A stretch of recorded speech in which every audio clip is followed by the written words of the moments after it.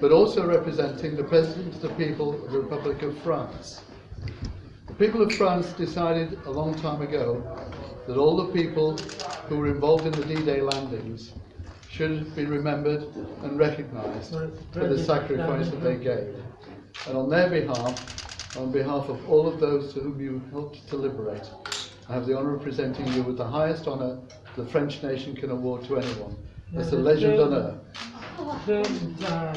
He was born and bred in the town of Guiseley, and that's where he actually left Guiseley to go into the army. Like many others of his type, he was called up when he was 18.5 years of age in April 1944, and he was quite an accomplished footballer at the time. So because he was physically fit, he was put into a light infantry regiment, which was the King's Royal Rifles.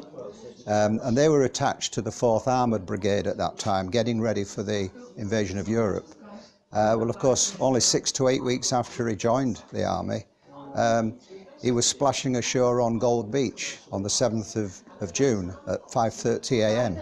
His unit didn't land on D-Day, they landed the day after with some of the equipment that they had. But then his unit pushed south with lots of others to Caen, where they met considerable German resistance. Dad would never talk about it other than the effect it had on him to see the city of Caen destroyed and so many civilians killed.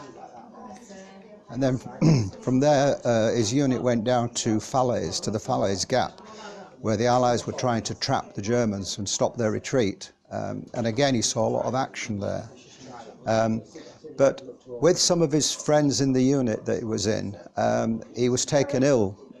We believe at the time it was because of a toxic injection they were all given.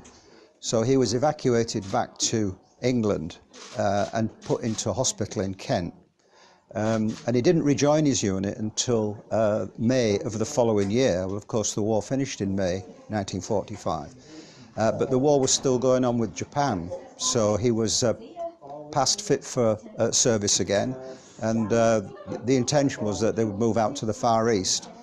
But they never got that far, because when the troop ship was going through the Mediterranean, the war came to an end because of the bomb that was dropped. And so Dad's unit then finished up in Tripoli and then finally in Palestine, and he was there when they were repatriating many of the people that had suffered in the concentration camps. And again, that had quite a profound effect on him. But sadly, he contracted tuberculosis whilst he was in Palestine and came back in hospital. I had to have a lung removed and 5 years of convalescence, so he was a broken man. And his nerves were not good. As a child, I remember it well. But he fought his way through it, and here he is today, one lung, 93 years old.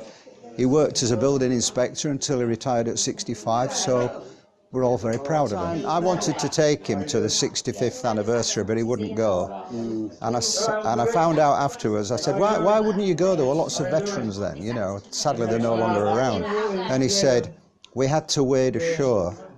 And he said, there was still a lot of shellfire coming in. And he said, I saw an awful lot of terrible things. And there were bodies still lying on the beach. So he said, I don't want to see it again. And you can understand that.